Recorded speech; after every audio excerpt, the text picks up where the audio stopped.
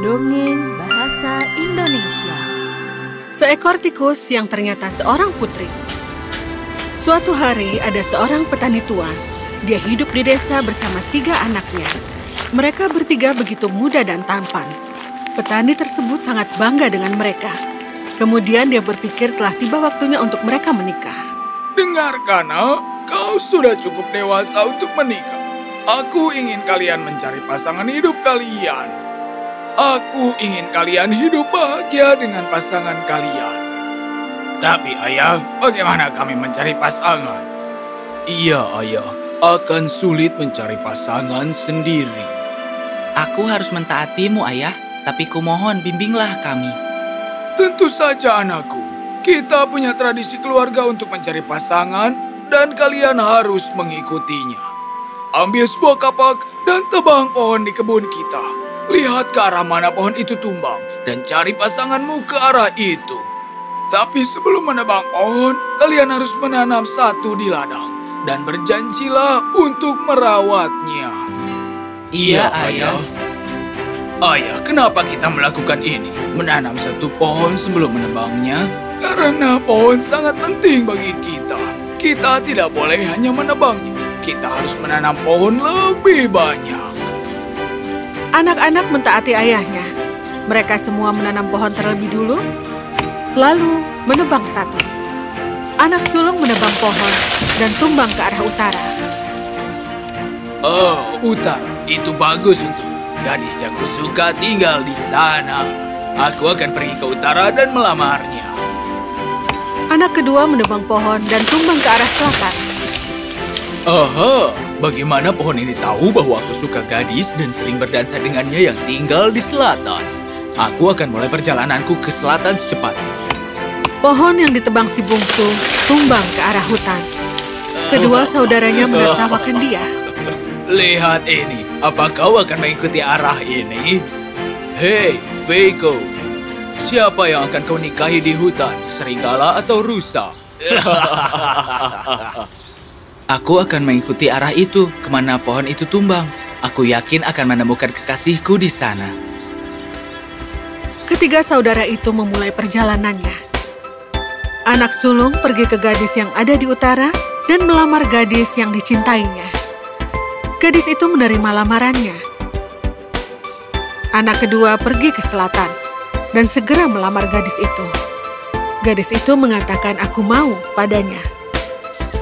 Viko pergi menuju hutan dan berjalan jauh. Tapi dia tidak dapat menemukan seorang pun. Dia merasa kecewa dan juga lelah. Lalu dia mencari tempat istirahat dan menemukan gubuk kecil di hutan. Viko terkejut melihat itu. Dia masuk ke gubuk itu dan kosong. Tidak ada siapa-siapa di sana, hanya seekor tikus. Oh, tidak ada siapa-siapa. Apa kau bilang? Ini ada aku. Kau hanya seekor tikus, bukan manusia. Apa yang kau lakukan di hutan ini? Aku mencari kekasihku. Di hutan ini? Kau pikir ini adalah tempat untuk mencari kekasih? Tidak, tapi jika aku berusaha, aku mungkin akan menemukannya. Tapi aku khawatir tidak ada manusia di sini. Akan memalukan jika aku pulang tanpa kekasih. Tapi tidak ada gadis di hutan ini. Kenapa kau tidak menjadikanku sebagai kekasihmu saja? Kau itu tikus. Bagaimana bisa aku menjadikanmu kekasihku? Percaya padaku, Viko.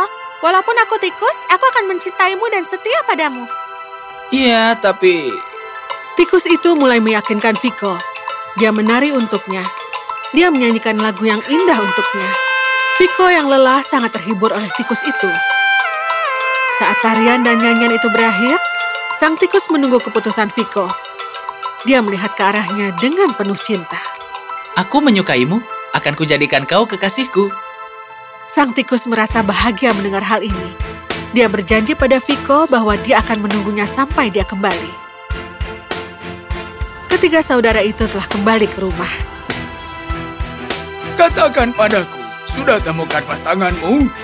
Aku telah menemukan gadis cantik untuk kekasihku. Dia mempunyai bibir yang indah. Kekasihku juga dia sangat cantik. Dia memiliki rambut panjang dan indah. Ada apa, Viko?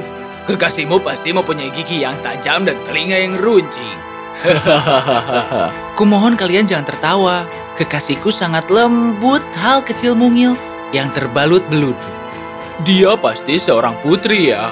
Iya, saat dia bernyanyi untukku, aku merasa sangat bahagia. Kedua saudaranya merasa tidak senang dengan Viko. Hari-hari berlalu. Ayah mereka memutuskan untuk melakukan tes pada kekasih anak-anaknya. Dia memanggil anak-anaknya dan mengatakan, Aku ingin tahu apakah kekasih kalian mahir di dapur atau tidak. Minta mereka untuk membuatkan roti untukku. kedua saudara itu setuju. Tapi Viko terdiam. Dia khawatir karena dia tahu tikus itu tidak bisa membuat roti. Dia pergi ke hutan. Tikus itu sangat senang melihatnya. Aku tahu kau pasti akan kembali lagi. Apa yang terjadi? Kau terlihat cemas. Ayahku ingin dari tiap pasangan kita untuk membuat roti, tapi kau tidak bisa. Saudaraku pasti menertawakanku. Bagaimana kalau aku bisa? Saudaramu tidak akan mengajakmu.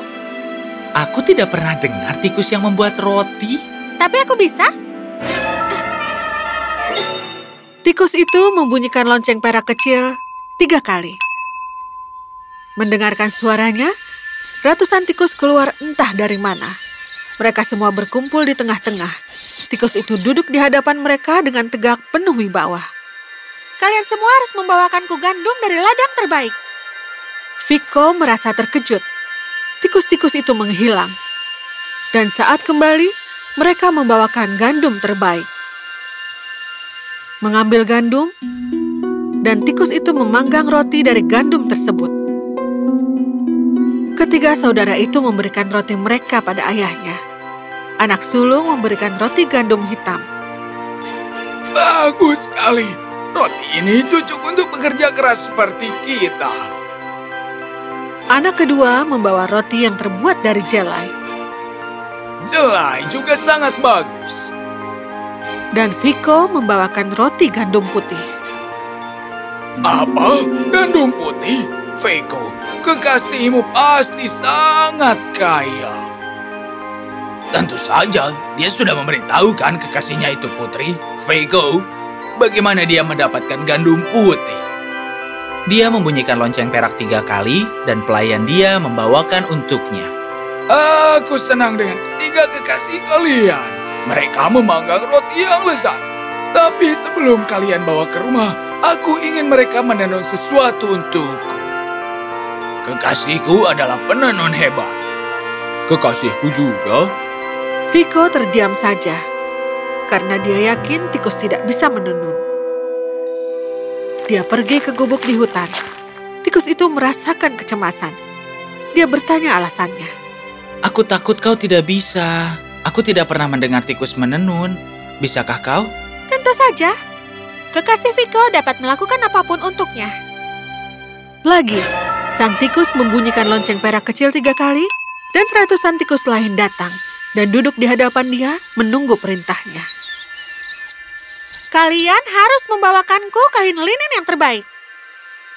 Mereka menuruti perintah. Semua tikus itu menghilang, dan saat mereka kembali, mereka membawa kain linen terbaik. Sang tikus menenun sesuatu yang indah dari kain linen itu. Kain itu sangat tipis sehingga dia menyimpannya di kulit kacang. Ambil ini, Viko. Aku harap ayahmu suka. Viko membawa kulit kacang itu dan pulang. Kedua saudaranya mempersembahkan tenunan dari kekasihnya. Katun kasar. Tidak begitu halus, tapi bagus. Anak yang kedua memberikan apa yang telah kekasihnya tenun. Perpaduan katun dan linen. Sedikit lebih baik. Bagaimana denganmu, Viko? Viko mengeluarkan kulit kacang. Saudaranya menertawakannya. Ayah meminta menenun pakaian, bukan kulit kacang. Tertawa mereka menghilang ketika ayahnya membuka kulit kacang itu. Dia membawa kain linen yang terbaik. Wow, bagaimana dia membuat ini? Dia membunyikan lonceng perak 3 kali dan menyuruh pelayannya untuk membawakan serat terbaik. Dia menenun kain itu untukmu. Viko, kekasihmu seperti seorang putri. Sekarang kalian boleh membawa kekasih kalian ke rumah. Aku ingin berjumpa dengan mereka. Bawa mereka esok hari. Sang tikus sangat senang mendengar hal ini. Dia berpakaian rapi, membunyikan lonceng perak kecil, dan meminta sebuah gerbong dan 5 tikus pengiring. Lalu kemudian tibalah gerbong dari kulit kacang dan 5 tikus pengiring. Viko sangat terkejut melihat ini. Sang tikus duduk di gerbong bersama kusir di depan dan pelayan di belakang gerbong. Mereka memulai perjalanan ke rumah Viko. Viko berjalan di samping gerbong. Jangan cemas, aku akan menjagamu. Dan jangan cemaskan ayahku juga. Dia adalah orang yang lembut. Berjalan melewati hutan, tibalah di kota terdekat. Ada sungai yang mengalir di antaranya. Mereka harus melewati jembatan di atas sungai. Saat mereka menyeberang, seorang muncul entah dari mana, di arah yang berlawanan. Dia melihat banyak tikus menuju ke arahnya. Dia tertawa dan menendang mereka semua ke sungai. Apa yang kau lakukan? Kenapa kau lakukan itu? Kau telah menenggelamkan kekasihku ke sungai. Kekasihmu, tikus-tikus itu? Dia tertawa keras lalu pergi. Viko merasa sangat sedih. Dia melihat ke arah sungai, tapi tidak menemukan apapun. Oh, kekasihku yang malang. Aku sedih kau tenggelam. Saat itu, Viko berbalik dan melihat gerbong yang indah di sisi lain sungai itu. Gerbong itu ditarik oleh 5 ekor kuda yang gagah. Seorang gadis cantik duduk di dalam gerbong. Viko senang melihat keindahan itu. Dia mulai berjalan pulang ke rumahnya. Dan saat dia mendekati gerbong, Viko, maukah kau duduk di sampingku? Aku? Kau menjadikanku kekasihmu saat aku menjadi tikus. Aku yakin kau tidak akan menolakku saat aku menjadi putri kembali. Kau tikus itu? Ya, aku adalah seorang putri yang terkena kutukan jahat. Kutukannya tidak akan hilang kalau kau tidak menerimaku menjadi kekasihmu. Dan kalau pria tadi tidak menenggelamkanku, kutukan itu sudah hilang sekarang. Sekarang kita bisa menemui ayahmu, menikah, dan pergi ke kerajaanku. Dan mereka menuju ke rumah Viko. Ayah Viko dan saudaranya merasa sangat kagum melihat seorang putri adalah kekasih Viko. Ayah, ini adalah kekasihku. Kekasihmu benar-benar seorang putri. Di mana kau bertemu dengannya?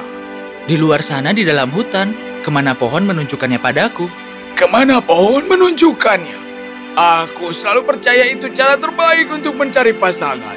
Jika pohon kami menuju ke arah hutan, kami akan menemukan sang putri juga. Tapi mereka salah.